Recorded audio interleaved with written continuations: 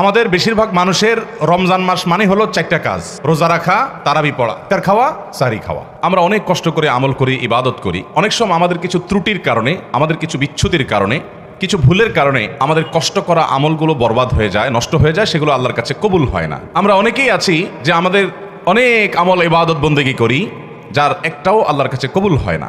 আজ আমরা এরকম 13 শ্রেণীর হতভাগা মানুষের কথা জানবো, যে মানুষগুলোর কোনো বদামলের কারণে, কোনো ত্রুটির কারণে তার কোনো আমলই কবুল হয় না।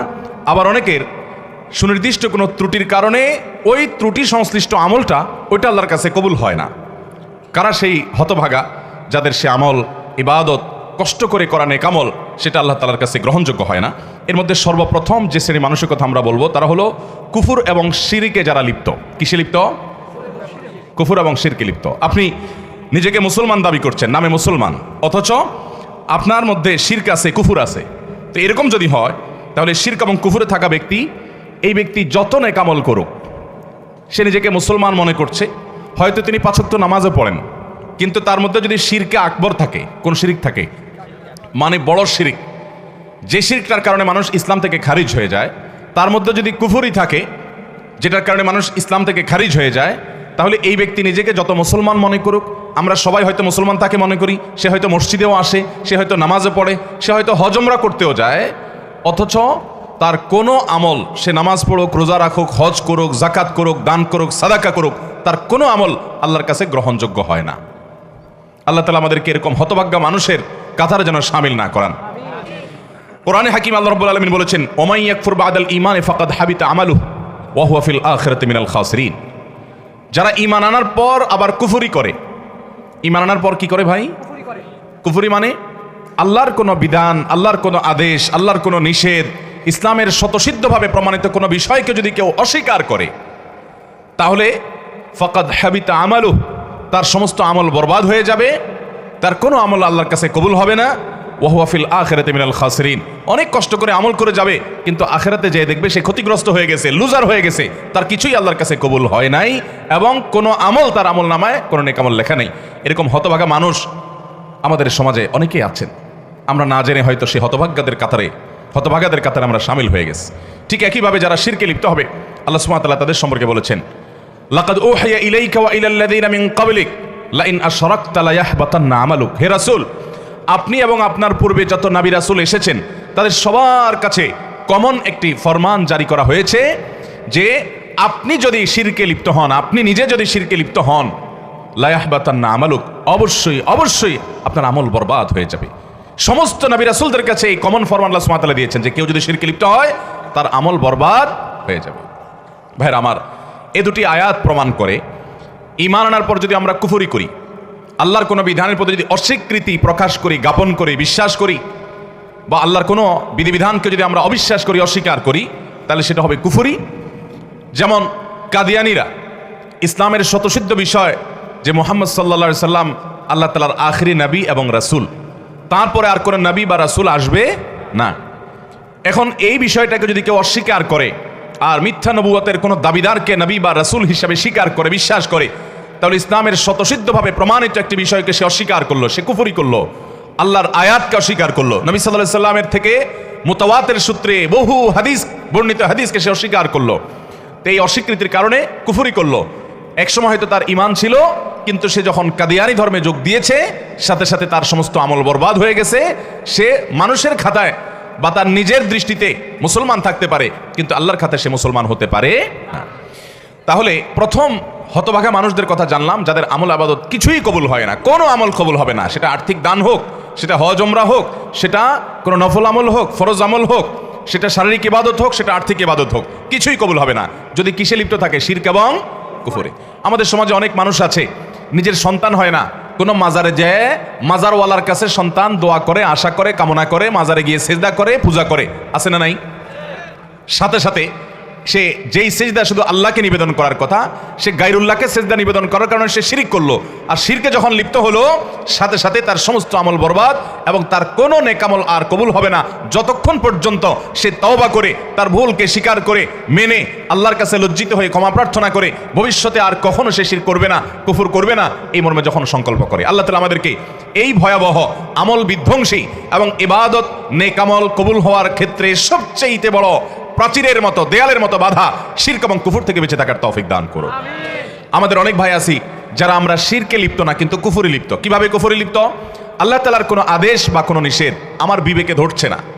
অনেক তরুণ আছেন, অনেক স্কুল কলেজে পড়ুয়া বন্ধুরা আছেন, যে কোরআনের কোনো আদেশ নিষেধ সম্পর্কে তিনি নিজের অবজারভেশন, নিজের লজিক, নিজের যুক্তি সেগুলো দিয়ে তিনি মাপার চেষ্টা করেন আল্লাহর আদেশ নিষেধকে। মেপে ঝুপে যখন দেখলেন যে না, আমার বিবেকে এটা ধরছে না, আমার যুক্তিতে এটা খাটছে না, তখন তিনি সেই সম্পর্কে সন্দেহ পোষণ করেন। আল্লাহর আদেশ নিয়ে, আল্লাহর নিষেধ নিয়ে যদি নিজের বিবেক দিয়ে, নিজের লজিক বা যুক্তি দিয়ে আল্লাহর আদেশ নিষেধকে পরিমাপ করতে যায় কেউ, এবং তার মধ্যে সন্দেহ তৈরি হয় বা অবিশ্বাস তৈরি হয়, অন্য সব ক্ষেত্রে ইসলাম মানলেও এরকম আল্লাহ তাআলা কোনো প্রমাণিত বিষয়কে যদি কেউ অস্বীকার করে বা সন্দেহ পোষণ করে, সাথে সাথে সে কুফরিতে লিপ্ত হলো। এই লোকের আর কোনো নেক আমল কবুল হবে না।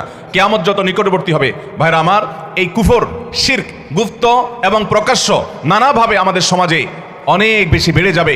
ঘরে ঘরে হবে, জনে জনে হবে, মসজিদে যাবে, অথচ তার অন্তরে আল্লাহর কোনো বিধানের প্রতি কুফরি আছে। সে মনে করে সুদ যে আল্লাহ হারাম করেছেন এটা এই যুগে আর চলে না, এই যুগে হারাম ছাড়া, এই সুদ ছাড়া কি আর চলে? সে মনে করে পর্দার বিধান আল্লাহ দিয়েছেন, এখন কি আর এটা চলে? নারীদেরকে কি আটকায় রাখা যায়? সে মনে করতেছে এটা নারীদের আটকায় রাখার মাধ্যম। সে মনে করছে এটা মানুষের পিছিয়ে পড়ার মাধ্যম। কারণ এই সমস্ত বিশ্বাসের কারণে সাথে সাথে তার কুফরি হয়ে যায় এবং তার ঈমান থেকে সে খারিজ হয়ে যায় এবং তার কোনো আমল কবুল হয় না। আল্লাহ তাআলা আমাদের ঈমানকে শিরক এবং কুফরের এই বিষ বাষ্প থেকে হেফাজতে রাখার তৌফিক দান করুন। একটা জানলাম। নাম্বার 2, যারা তাকদীরকে অস্বীকার করে। অনেক মানুষ আছে আমাদের সমাজে, দেখবেন আপনি যখন তাকদীরের কথা বলবেন, আপনি যখন ভাগ্যের কথা বলবেন, আপনি যখন আল্লাহর কাজা এবং ফয়সালার কথা বলবেন, যে আল্লাহর হুকুম, আল্লাহর ফয়সালা হয়েছে তাই এমনটি হয়েছে, বা আল্লাহর যা ফয়সালা হবে তাই হবে, এরকম কথা যখন বলেন, অনেক মানুষ আছে দেখবেন এমন মন্তব্য করেন যেন তিনি এই তাকদীর, এর কাজা ফয়সালা এগুলোকে মানে না। আরে রাখ তোর তাকদীর, আমারটা আমি দেখব, আমার ভাগ্য আমাকে নির্ধারণ করতে হবে। নিজের ভাগ্য নিজে নির্ধারণ করার ক্ষমতা পৃথিবীতে কারোর আছে? যদি থাকতো তাহলে পৃথিবীতে কোনো মানুষের কোনো বিপদ হতো? ভাইরা আমার, এখান থেকে বোঝা যায় যে তাকদীরকে অস্বীকার করা এটা হলো সবচেয়ে অযৌক্তিক কথা। যৌক্তিক বিষয়কে অস্বীকার করা। ইমানের যে রোকনগুলো আছে, স্তম্ভগুলো আছে, নবী করিম সাল্লাল্লাহু আলাইহি সাল্লামকে জিবরিল, হাদিসে জিবরিলের মধ্যে বর্ণিত হয়েছে, জিবরিল এসে বলেছেন, মাল ইমান, হে মুহাম্মদ আমাকে বলুন ইমান কাকে বলে, ইমানের সংজ্ঞা বলুন। তখন নবী করিম সাল্লাল্লাহু আলাইহি সাল্লাম জিবরিলের প্রশ্নের জবাবে বলেছেন, আল ইমান আন তুমিনা বিল্লাহি ওয়া মালাইকাতিহি ওয়া কুতুবিহি ওয়া রুসুলিহি ওয়াল ইয়াউমিল আখির ওয়া আন তুমিনা বিল কদরি খাইরিহি ওয়া শাররিহি মিনাল্লাহি তাআলা। যার অর্থ হলো, ঈমান হলো আল্লাহ, ফেরেশতাগণ, নবী রাসূলগণ, আসমানি কিতাবসমূহ, আখিরাতের প্রতি বিশ্বাস করা এবং বিশেষভাবে বিশ্বাস করা তাকদীরের ভালো মন্দের প্রতি। এই পয়েন্টটাকে নবী করিম সাল্লাল্লাহু আলাইহি সাল্লাম আলাদা করে উল্লেখ করেছেন, কারণ ঈমানের অন্য পয়েন্টগুলো নিয়ে এত ঝামেলা নাই। শয়তান যত বেশি মানুষের মধ্যে সংশয় সৃষ্টি করে এই শেষের ঈমানের রোকনটা নিয়ে, অর্থাৎ তাকদীরের রোকনটা নিয়ে। এই জন্য তাকদীর নিয়ে যদি কারোর মধ্যে সন্দেহ হয় অথবা তাকদীরকে যদি কেউ অস্বীকার করে, তো সে ব্যক্তি সম্পর্কে নবী করিম সাল্লাল্লাহু আলাইহি সাল্লাম বলেছেন যে তার কোনো প্রকার আমল, সে নফল আমল করুক, ফরজ আমল করুক, শারীরিক আমল করুক আর আর্থিক ইবাদত করুক, এর কোনোটা কবুল হবে না যদি সে তাকদীরকে কি করে, অস্বীকার করে। অতএব আমরা আল্লাহর তাকদীর এবং ফয়সালাকে বিশ্বাস করি কি করি না? আল্লাহর তাকদীর এবং আল্লাহর ইলম, আল্লাহর ফয়সালার বাহিরে পৃথিবীতে একটি পাতাও নড়তে পারে না এবং নড়বেও না। ভাইরা আমার, আল্লাহ রাব্বুল আলামিন সকল সৃষ্টি জগতের সৃষ্টির 50,000 বছর আগে কোন সৃষ্টির কি হবে না হবে তার পুঙ্খানুপুঙ্খ সবকিছু লিখে রেখেছেন। কত হাজার বছর পর পৃথিবীর কোন প্রান্তে কোন পাতা কোন সময় কোন দিকে নড়বে আল্লাহর ইলমে আছে না নাই? সব আছে। জুজিয়াতের ইলম, কুল্লিয়াতের ইলম, সূক্ষ্মাতি সূক্ষ্ম, একেবারে ছোটখাটো ক্ষুদ্রাতি ক্ষুদ্র কোনো বিষয় যদি থাকে তাহলে অবশ্যই আল্লাহর ইলমে সেটা মা মিন রাতবিন ওয়ালা ইয়াবিসিন ইল্লা ফি কিতাবিম মুবিন। আল্লাহর সৃষ্টি জগতে শুষ্ক আর্দ্র এমন কিছুই নাই যেটা সুস্পষ্ট কিতাবে লিপিবদ্ধ নাই।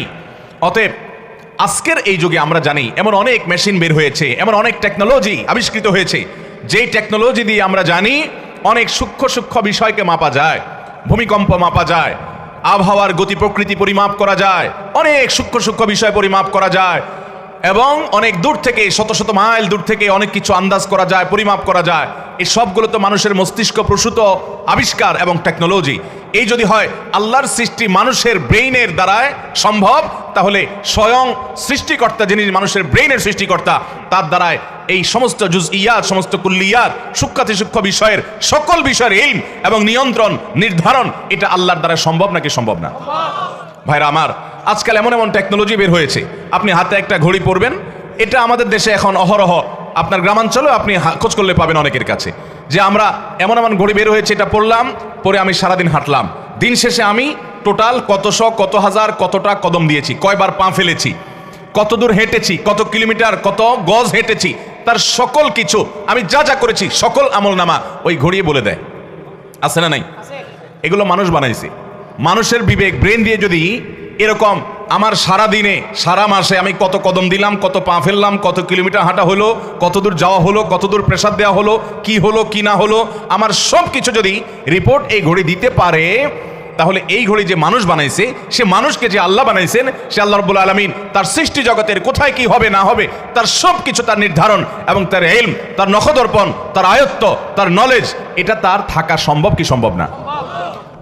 এবং শুধু সম্ভব নয়, এটাই যৌক্তিক যে এটা তার থাকবে, না হলে তিনি আল্লাহ, তিনি আহকামুল হাকিমিন, তিনি কাদির, সবকিছু করতে সক্ষম, এই গুণবাচক নামগুলো তার কেন থাকবে? অতএব একজন ইমানদার তাকদীরের প্রতি বিশ্বাস রাখবে যে এটা আল্লাহ তাআলা নির্ধারণ। আমাদের ভালো কিছু অর্জন হলে সেটাও আল্লাহ জানতেন, আল্লাহ নির্ধারণ ছিল। আর যদি আমাদের কোনো ক্ষতি স্পর্শ করে, সেটাও আল্লাহ জানতেন, আল্লাহর নির্ধারণ ছিল। বিদাত তাকদীরকে যদি কেউ অস্বীকার করে, তার ঈমান থাকবে? তাকদীরকে অস্বীকার করার ফলে আলাদা করে নবী করিম সাল্লাল্লাহু আলাইহি ওয়াসাল্লামের হাদিসে বলেছেন, যদি কেউ তাকদীরকে অস্বীকার করে, তাহলে তা লা ইউকবালু মিনহু সরফুন ওয়ালা আদলুন, তার কোনো কিছু কবুল হবে না। এরপরে 3 নম্বর, যার আমল ইবাদত কবুল হবে না, সে হলো আকুল ওয়ালিদাইন, মা বাবার নাফরমান। এ সম্পর্কে নবী করিম সাল্লাল্লাহু আলাইহি ওয়াসাল্লামের একটা হাদিস বর্ণিত হয়েছে, যে নবী করিম সাল্লাল্লাহু আলাইহি ওয়াসাল্লাম কয়েক ব্যক্তি সম্পর্কে বলেছেন যে এই কয়েক শ্রেণীর মানুষ, এদের সালাত কবুল হবে না, এদের নামাজ কবুল হবে না, এদের ইবাদত বন্দেগী কবুল হবে না। এর মধ্যে এক ব্যক্তি হলো মা বাবার নাফরমান। অনেক ভাইরা আমরা আছি, আমরা মা বাবার নাফরমানি করি। আমি যখন আসছিলাম তখন যিনি আলোচনা করছিলেন, সে ভাই গুরুত্বপূর্ণ একটা কথা বলছেন, আমি গাড়ি থেকে শুনলাম। সেটা হলো, আমাদের সমাজে আজকাল অনেক নামাজি ছেলেও পাওয়া যায়, কিন্তু বাবা মাকে সালাম দেয় না। আছে না নাই? বাবা মাকে সালাম দিতে যদি লজ্জা হয়, তাহলে এই লজ্জা কুফুরি রঙ্গ। এই লজ্জা কিসের অঙ্গ ভাই? সব লজ্জা কিন্তু ইমানের অঙ্গ না। যেই লজ্জা আপনাকে হারাম থেকে বাঁচায়, ওইটা হলো ইমানের অঙ্গ। আর যেই লজ্জার কারণে আপনি ভালো কাজ করতে পারেন না, নেক আমল করতে পারেন না, জড়তা তৈরি হয়, বুঝবেন এটা শয়তান তৈরি করছে, এটা ইমানের অঙ্গ না, এটা কুফুরির অঙ্গ। ওই লজ্জাকে জয় করতে হবে, সে লজ্জাকে কি করতে হবে? অতএব বাবা মাকে সালাম দেবো তো ইনশাআল্লাহ, ভাই বোনকে সালাম দেবো তো ইনশাআল্লাহ। অনেক ভাই আছেন আমাদের, তিনি খুব ইনোসেন্ট মানুষ, খুব ভদ্র মানুষ, খুবই সভ্য মানুষ, আখলাকি মানুষ, সবার কাছে ভালো, কিন্তু মা বাবার কাছে আসলে সবচেয়ে বেয়াদব। আছে না নাই? ভাইরা আমার, আমাদের তরুণ প্রজন্মের এরকম দুরবস্থা চলছে আজকাল, যে তরুণদেরকে যদি জিজ্ঞাসা করা হয়, আল্লাহর জমিনে চোখ বন্ধ করে কিছু হোক বা না হোক, চুন থেকে নুন খসলেই যাকে ঝাড়ি দেওয়া যায়, তার নাম কি? মা। সন্দেহ আছে কোনো? আমাদের যুবকদের কাছে এটা এখন ডালভাত হয়ে গেছে না, যে অন্য কোথাও ঝাড়ি না চললেও যাকে ঝাড়ি দেয় তিনি কে? মা। আহা, যে লোকটাকে সবচেয়ে বেশি শ্রদ্ধা করার কথা, যে লোকটা তার কোনো প্রকার কষ্ট হতে পারে এমন কোনো শব্দ পর্যন্ত উচ্চারণ করা নিষিদ্ধ, সে লোকটার সামনে সবচেয়ে বেশি দুর্ব্যবহার। মা বাবার যারা নাফরমানি করে, মা বাবা বলে ডানে যাও, সে যায় বামে। মা বাবা যদি কোনো নির্দেশ করেন এবং সেই নির্দেশ যদি আল্লাহর কোনো নির্দেশের খেলাফ না হয় সরাসরি, তাহলে সেই নির্দেশ মানা সন্তানের জন্য ওয়াজিব। সেটা সন্তানের জন্য মানা কি? আবশ্যক। সেটা না মানলে আপনি গুনাহগার হবেন। অনেক ভাই আছেন অন্য সব দিক থেকে ভালো, কিন্তু মা বাবার কথা মানেন না, মা বাবার নাফরমানি করেন, মা বাবার বেয়াদবি করেন।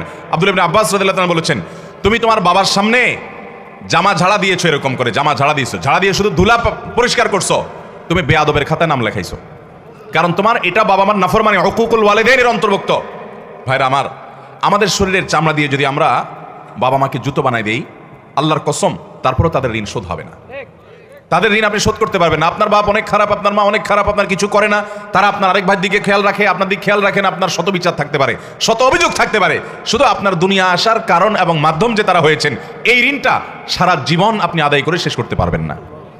আল্লাহ তাআলা আমাদেরকে মা বাবার আনুগত্যকারী, মা বাবার হুকুম মান্যওয়ালা সন্তান হওয়ার তৌফিক দান করুন। মা বাবার অনুগত সন্তান হব তো ইনশাআল্লাহ। বাবা মার সামনে মাথা থাকবে নিচু, ভাইরা মাথা উঁচু হবে না।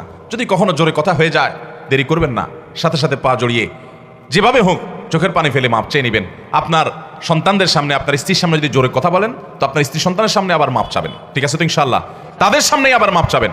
ভাইরা আমার, মানুষ হিসেবে আমাদের অনেকেরই হয়, আমার আব্বা আম্মার সাথে যদি কখনো আমার জোরে কথা বলা হয়ে গেছে এরকম মনে হয়, যদি আমি কারোর সামনে করেছি তাদের সামনেই আবার তৎক্ষণাৎ যখন একটু হুঁশ ফিরে আসছে কি করলাম আমি, সাথে সাথে চোখের পানি ফেলে মাপ চাওয়ার এই অভ্যাস সারা জীবন আমি ধরে রাখছি।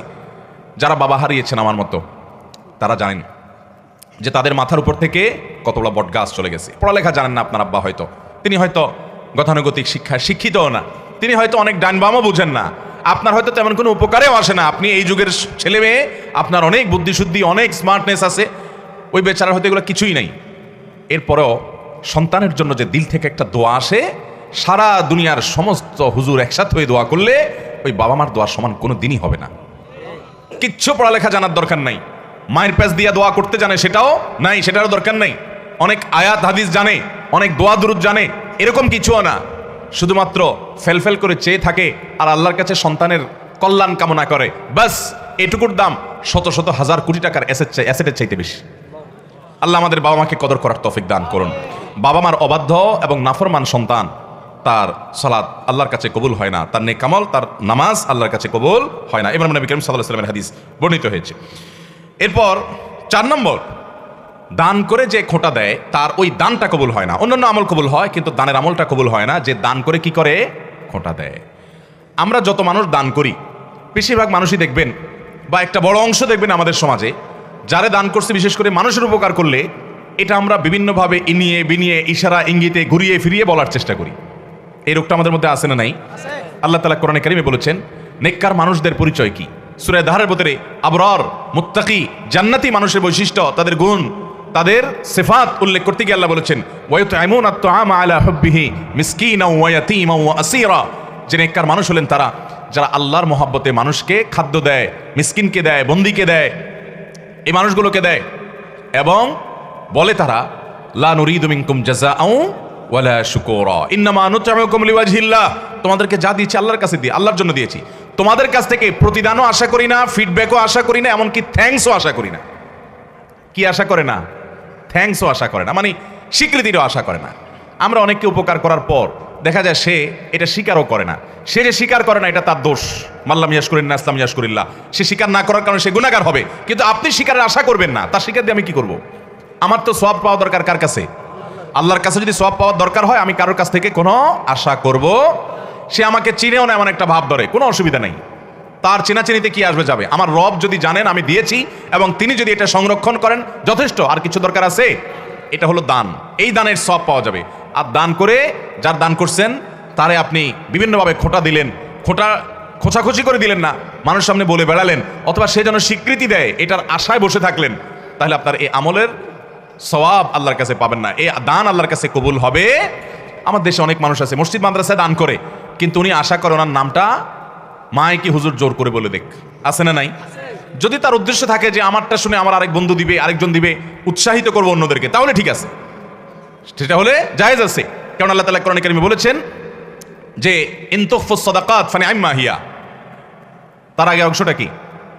ইন তুবদুস সাদাকাতি ফানিআম্মা হিয়া ওয়া ইন তুখফুহা ওয়া তুতুহাল ফুকারা ইলা আখিল আয়া। যদি দান প্রকাশ্যে করো অর্থাৎ অন্যকে উৎসাহিত করার উদ্দেশ্যে, তাহলে তো অনেক ভালো। আর যদি গোপনে করো যাতে করে তোমার ইখলাসের কোনো ঘাটতি না হয়, তো সেই দানেরও আল্লাহ তাআলা প্রশংসা করেছে। এটা নিয়তের উপর নির্ভর করবে। আমি যখন ঢাকা এক মসজিদে নামাজ পড়াই 2002-03 সন এরকম সময় হবে, তখন আমার এক মুসল্লি মসজিদের ওই আল্লাহর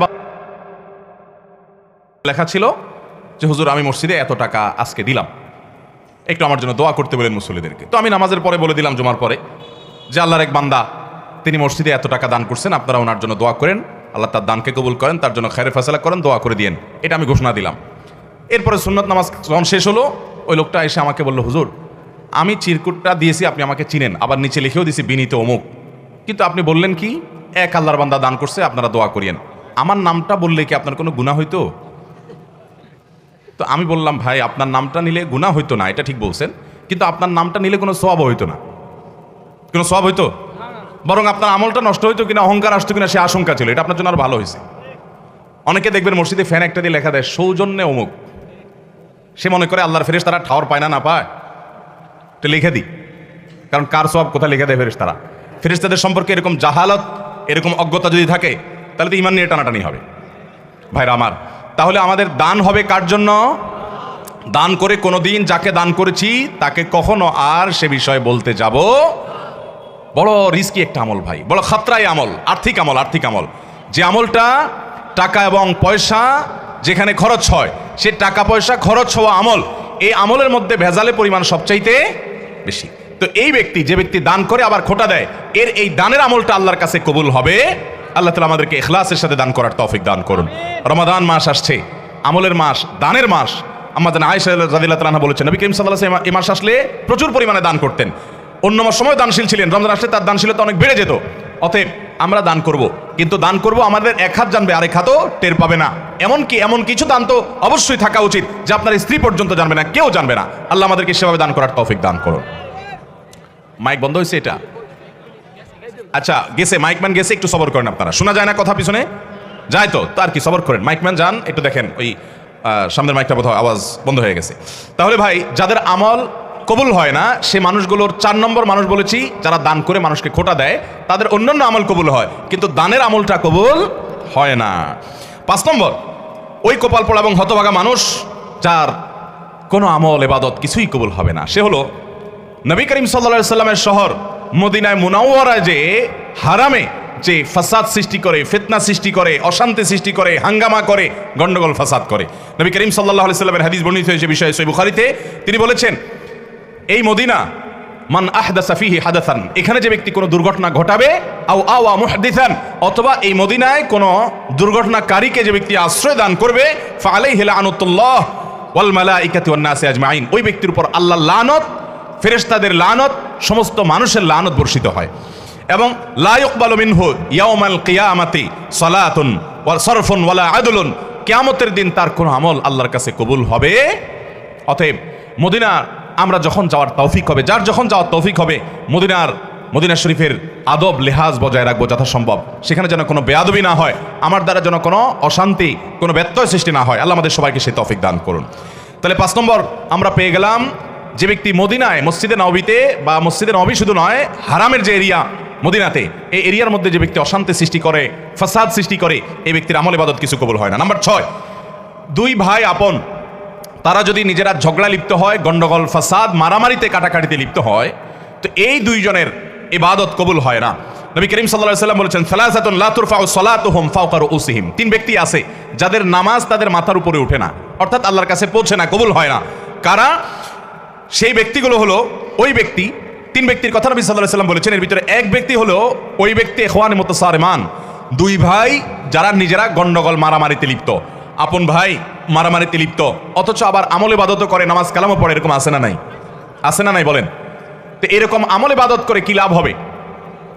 ভাই মাইকম্যান যায় নাই করে, মাইকালা ভাই ওই মাইক নষ্ট হয়েছে, কথা শোনো নাই তোমরা? গেছে, কাজ করতেছে? আচ্ছা আচ্ছা, কাজ করতেছে ভাই, সবর করি, টেকনিক্যাল জিনিস তো নষ্ট হতেই পারে। মাইকম্যান ভাই খুব দ্রুত কাজ করেন, আপনারা শুনতে পাচ্ছেন না পেছন থেকে? একটু সবর করি, একটু সবর করি, আমি একটু মুখ কাছে নিয়ে বলতেছি, একটু সবর করেন আপনারা। মাইকেলা ভাই কাজ করে যাচ্ছে। তাহলে ভাই, যাদের আমল ইবাদত কবুল হয় না, কয় প্রকারের মানুষের কথা বললাম এই পর্যন্ত? 6 প্রকারের কথা বললাম। আবারও এই 6টাকে আমরা রিভাইজ দিয়ে আসুন। প্রথম হলো যে কুফর এবং শিরকে লিপ্ত, তার কোন প্রকার আমল ইবাদত কবুল। দ্বিতীয় হলো যে তাকদীরকে, ভাগ্যকে অস্বীকার করে, তারও কোনো আমল ইবাদত কবুল। 3 নম্বর হলো মা বাবার অবাধ্য সন্তান, তার আমল কবুল, বিশেষ সালাত কবুল হয় না। 4 নম্বর হলো যে ব্যক্তি দান করে খোঁটা দেয়, যাকে দান করছে তাকে আবার খোঁটা দেয়, অথবা বলে বেড়ায়। এই ব্যক্তি দান করে যে বলে বেড়ালো, এই জন্য, বা খোঁটা বেড়ালো, দিয়ে বেড়ালো, বা এহসান জিতলালো, এই জন্য তার ওই দানের আমলটার কোনো সওয়াব সে আল্লাহর কাছে পাবে। 5 নম্বর হলো মসজিদে নববী এবং তাকে ঘিরে যে হারাম আছে, মদিনা মুনাওয়ারা আছে, নবীজি সাল্লাল্লাহু আলাইহি সাল্লামের যে শহর মোবারক আছে, এখানে যারা অশান্তি সৃষ্টি করবে, ফাসাদ সৃষ্টি করবে এবং ব্যত্যয় করবে, এই মানুষগুলোর আমল ইবাদত কবুল হবে। এই জন্য মদিনায় আমরা যখন যাব, খুব আদব লেহাজ বজায় রাখার চেষ্টা করব। নাম্বার 6, 2 আপন ভাই যদি মারামারিতে লিপ্ত হয়, তাদের সালাত তাদের মাথার উপরে উঠে না।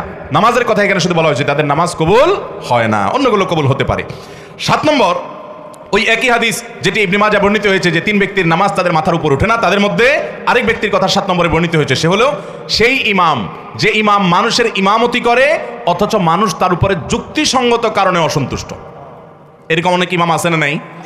এখানে বড় ইমামতের ইমামও হতে পারে, ছোট ইমামতের ইমামও হতে পারে। বড় ইমামতের ইমাম মানে রাষ্ট্র শাসক শাসন করে, কোনো অঞ্চলের শাসন করে, যে কোনো পর্যায়ের শাসক।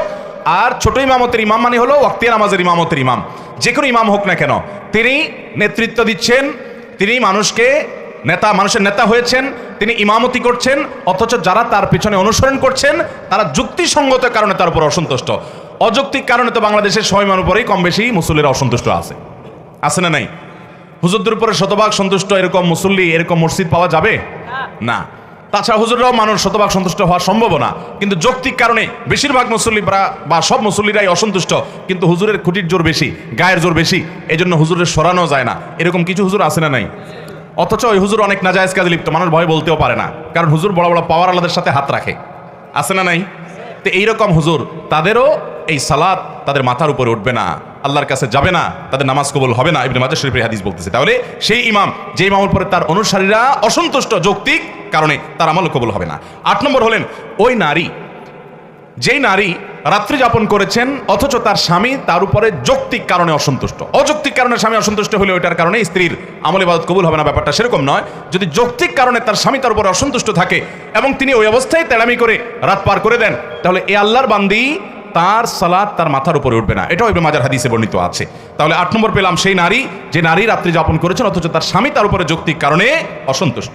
এরপর তিরমিজির বর্ণিত হাদিসে আমরা জানি 9 নম্বর শ্রেণী মানুষের কথা, যার আমল ইবাদত কবুল হবে না, বিশেষ করে সালাত কবুল হবে না, সে হলো ওই কৃতদাস, যে কৃতদাস সে কোনো ন্যায্য বা শরীয়গ্রাহ্য কারণ ছাড়া যে তার মালিক থেকে ভেগে গেছে। এই ব্যক্তি সম্পর্কে নবী সাল্লাল্লাহু আলাইহি ওয়াসাল্লাম হাদিসে আসছে যে এই ব্যক্তি ফিরে আসা পর্যন্ত হাত্তা ইয়ারজা, তার সালাত, তার ইবাদত আল্লাহর কাছে কবুল হয় না। তার 9 নম্বর হলো যে ব্যক্তি তার মালিক থেকে যৌক্তিক কারণ ছাড়া ভেগে গেছে, তার আমল ইবাদত, তার সালাত কবুল হয় না।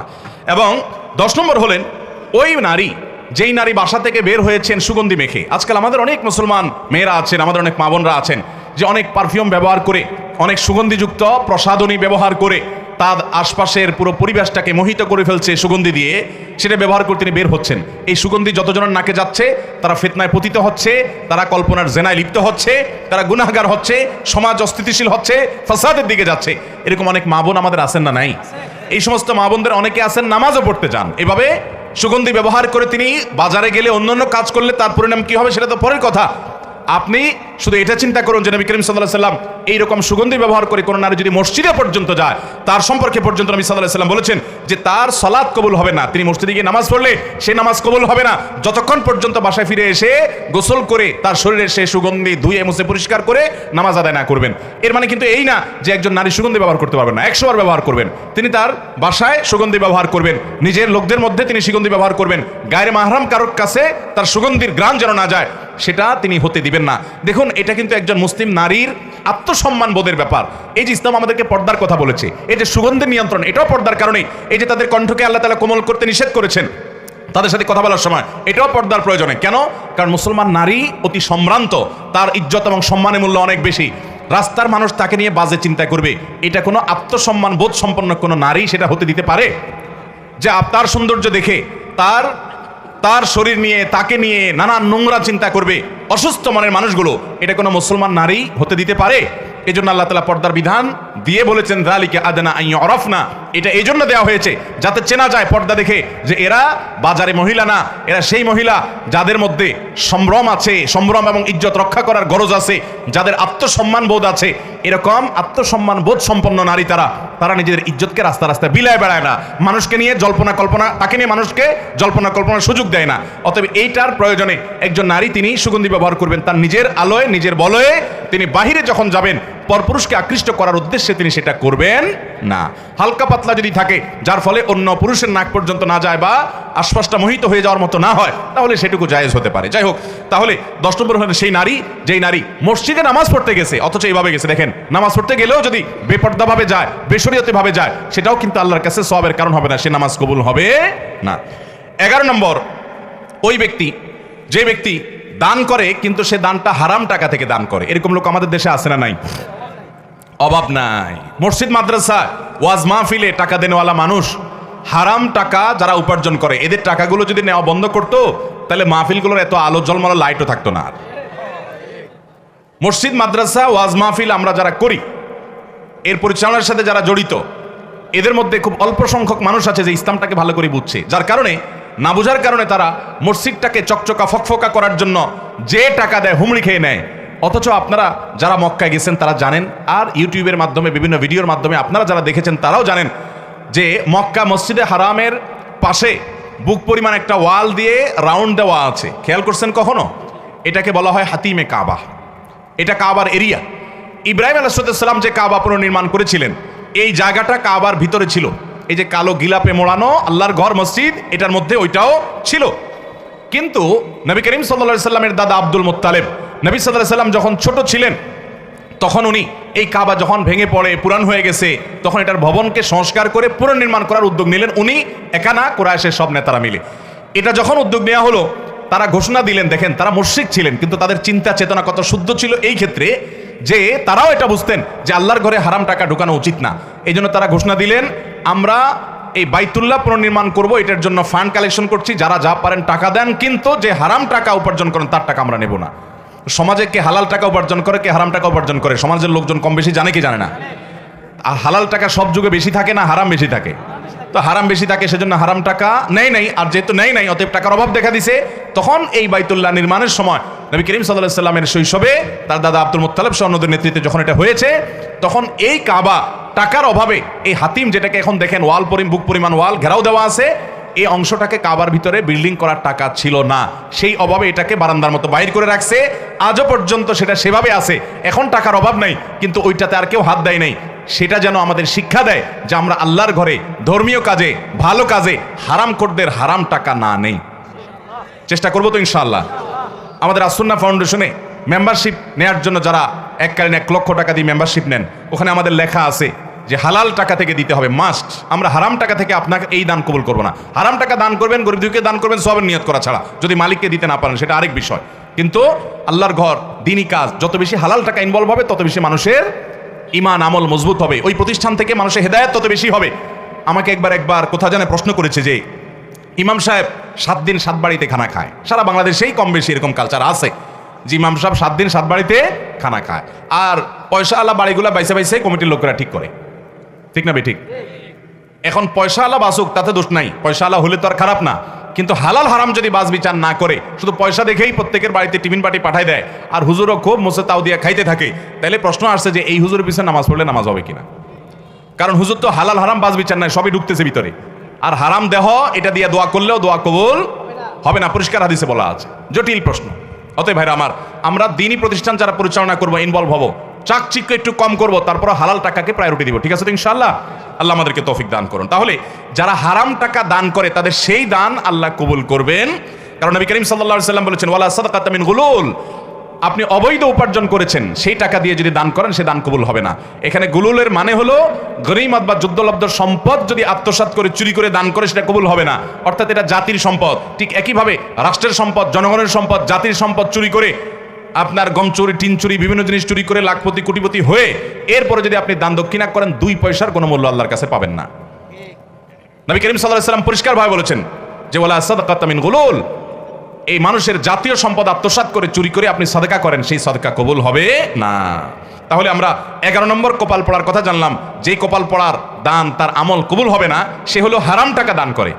আরেক হাদিসে আসছে নবী করিম সাল্লাল্লাহু আলাইহি ওয়াসাল্লাম বলেছেন ইন্নাল্লাহা তাইয়্যিবুন লা ইয়াকবালু ইল্লা তাইয়্যিবা, আল্লাহ তাআলা পবিত্র, তিনি পবিত্র ছাড়া, হালাল ছাড়া আর কিছু দান করলে সেটা কবুল করবেন না।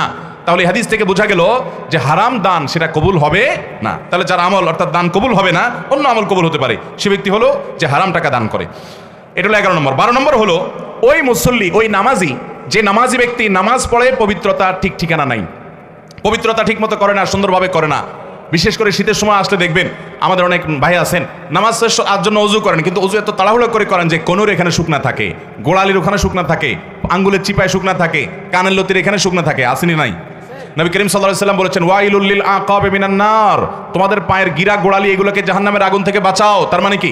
ভালো করে ডলে ডলে ধুয়ে তারপরে ওযুকে পূর্ণাঙ্গ করো, অজুর যত নির্দেশ আছে ওলামায়ে কেরাম বলতে পারবেন, অজু সম্পর্কিত যত নির্দেশ নবী করিম সাল্লাল্লাহু আলাইহি ওয়াসাল্লামের আছে তার সবগুলোতে একটা শব্দ আছে, সেটা হলো ইসবাগুল ওযু, আসবিগুল ওযু। তার মানে আকমিলুল ওযু, অর্থাৎ অজুকে পরিপূর্ণভাবে করো, উত্তম রূপে করো, ভালোভাবে করো। অজু ভালোভাবে করার মানে এই না যে পানি এক বালতি খরচ করেন, পানি খরচ করবেন কম, কিন্তু কোনো জায়গায় শুকনা থাকতে পারবে না, ভালো করে ডলে দিতে হবে। তো যদি কেউ অজু অপূর্ণাঙ্গ রাখে, শুকনা রাখে বা ভালো করে পবিত্রতা অর্জন না করে, ওই ব্যক্তি ওই অজু নিয়ে নামাজ পড়লে সে নামাজ কবুল হবে না। অন্য আমল কবুল হবে কিন্তু তার নামাজ কবুল হবে না, কারণ নবী করিম সাল্লাল্লাহু আলাইহি ওয়াসাল্লাম বলেছেন যে লা তুকবালুস সালাতু মিন গায়রি তাহুরিন, পবিত্রতা ছাড়া কোনো নামাজ কবুল হবে না। অতএব ফরজ গোসল ঠিকমতো করতে হবে, অজুটা ঠিকমতো করতে হবে, নাহলে ওই নামাজ কবুল হবে না। তাহলে যার আমল অর্থাৎ নামাজ কবুল হয় না সে হতভাগা মানুষ। তার 12 নম্বর আমরা পাইলাম যে পবিত্রতা অর্জন করা ছাড়া কিংবা অপূর্ণাঙ্গ পবিত্রতা নিয়ে নামাজ পড়ে তার নামাজ কবুল হবে না। 13 নম্বর এবং সর্বশেষ হলো যেই নারী নামাজ পড়ে, প্রাপ্তবয়স্কা নারী, অথচ তার মাথায় ওড়না নাই যেভাবে ওড়না দেওয়া দরকার, অর্থাৎ নামাজের জন্য যতটুকু সতর ঢাকা দরকার ততটুকু যদি ঢাকা না থাকে তাহলে তারও কি হবে না, ওই নামাজ কবুল হবে না। তিরমিজি হাদিসে আসছে নবী করিম সাল্লাল্লাহু আলাইহি ওয়াসাল্লাম বলেছেন লা তুকবালু সালাতু হাইদিন ইল্লা বিল খিমার, একজন প্রাপ্তবয়স্কা নারী তিনি খেমার অর্থাৎ ওড়না ছাড়া, অর্থাৎ সতর পরিপূর্ণভাবে ঢাকা ছাড়া নামাজ পড়লে নামাজ হবে না। আমাদের বাংলাদেশে গ্রামে শহরে এখনো হাজার হাজার মা বোন আছেন নামাজ হয় না, নামাজ হয় না। আপনার আশেপাশে আপনার মা চাচি, আপনার যারা যারা নামাজ পড়ে, বিশেষ করে আপনার মাহরাম নারী যারা, আপনার মা বোন, তাদের নামাজের দিকে একটু খেয়াল রাখেন। অনেকে আছেন সালাত আদায় করেন কিন্তু সালাত হয় না। কেন হয় না? ধরুন তিনি শাড়ি পরে সালাত আদায় করছেন, কোনো অসুবিধা নেই, শাড়ি পরে পড়েন, 3 পিস পরে পড়েন, অথবা আপনি মেক্সি পরে পড়েন। উদ্দেশ্য হলো, মূল বিষয়টা হলো সলাতের মধ্যে সতর ঢাকতে হবে। পুরুষের জন্য সলাতের সতর হলো নাভি থেকে হাঁটু পর্যন্ত, আর কাঁধও যেন খোলা না থাকে সে মর্মে হাদিসে আছে পুরুষের জন্য নির্দেশনা। কিন্তু নারীর সালাতের জন্য তার সতর হলো মাথা থেকে পা পর্যন্ত, মুখমণ্ডল, 2 হাতের কবজি এবং পায়ের তলা, এগুলা ছাড়া তার পুরো শরীর তাকে ঢাকতে হবে। এখন যদি শুধুমাত্র একটা শাড়ি পরে মাথার উপরে ওড়না টেনে দেয়, অথবা একটা সাধারণ ওড়না পরে কোনো রকম টেনে দেয়, তাহলে গলা, তারপরে চুল, চুলের বড় অংশ, তারপরে মাথার কোপার উপর দিককার চুল, তারপরে এদিককার আশেপাশের অংশ, এগুলো দেখা যাবে কি যাবে না? অনেক সময় দেখা যাবে যে পেট পিটের অংশ দেখা যাচ্ছে, হাতের গোসা, এগুলো রুকুতে উঠা যাওয়ার সময় নামার সময় শাড়ি সরে যায়, এগুলো দেখা যাবে। তো এগুলো যদি পুরো নামাজে খোলা থাকে তাহলে নামাজ হবে না। আমাদের অনেক বোনরা জানে না, অনেক মহিলারা জানে না, অনেক মারা জানে না। আজকাল অনেক নামাজের ওড়না বের হয়েছে মাশাআল্লাহ, যে ওড়না মাথা থেকে পা পর্যন্ত পুরো শরীরকে ঢেকে দেয়। ওইটার ভিতরে আপনি যদি তাদেরকে ওইটা দেন নামাজের জন্য, তাহলে ওইটার ভিতরে নামাজ পড়লে আর এগুলো কোনোটা খোলা থাকে না। তার ভিতরে এবার শাড়ি থাকুক, অন্য কিছু থাকুক, উপর দিয়ে ওড়না মাথা থেকে পা পর্যন্ত ঢেকে ফেললেন। তো এই যে পুরো শরীর সতর ঢাকতে হয় নামাজের মধ্যে, অনেক মহিলারা জানেন না, তাদের নামাজ হয় না। তো এদের এই নামাজ আল্লাহর কাছে কবুল হবে না যে নামাজের সতর ভালো করে ঢাকা হয় নাই। তাহলে 13 শ্রেণীর মানুষের কথা আমরা জানলাম।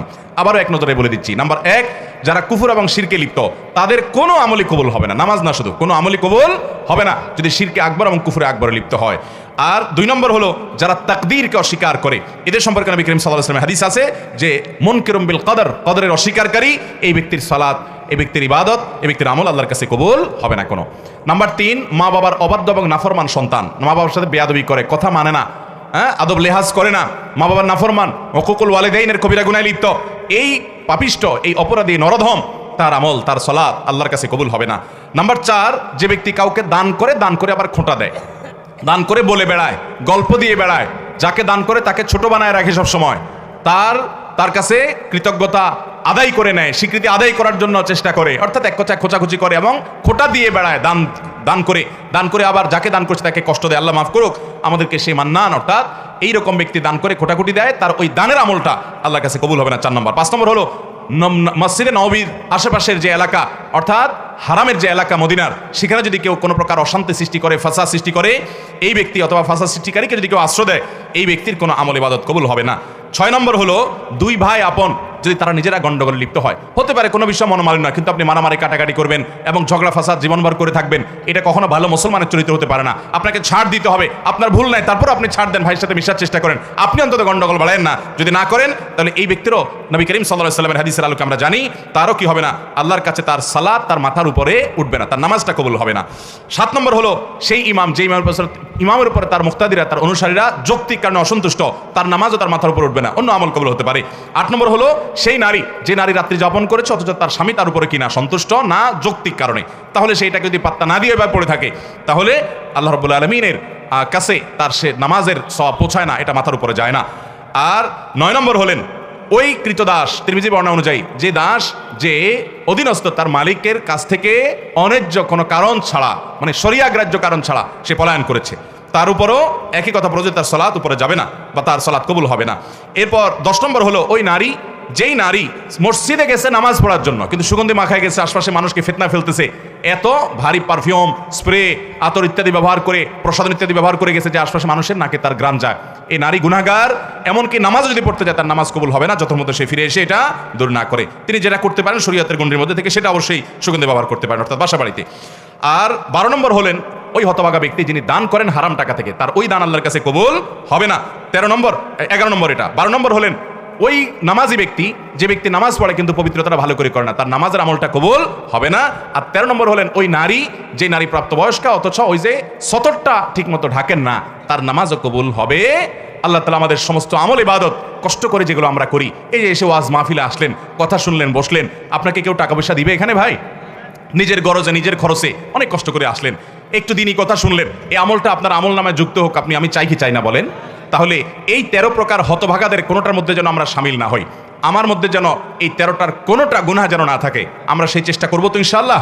আল্লাহ আমাদের সবাইকে সেরকম নেককার, সেরকম আমলওয়ালা, আমার আমলের হেফাজত করনেওয়ালা, এখলাসওয়ালা, নেককার এবং ইমানদার মুত্তাকি মানুষ হওয়ার তৌফিক দান করুন।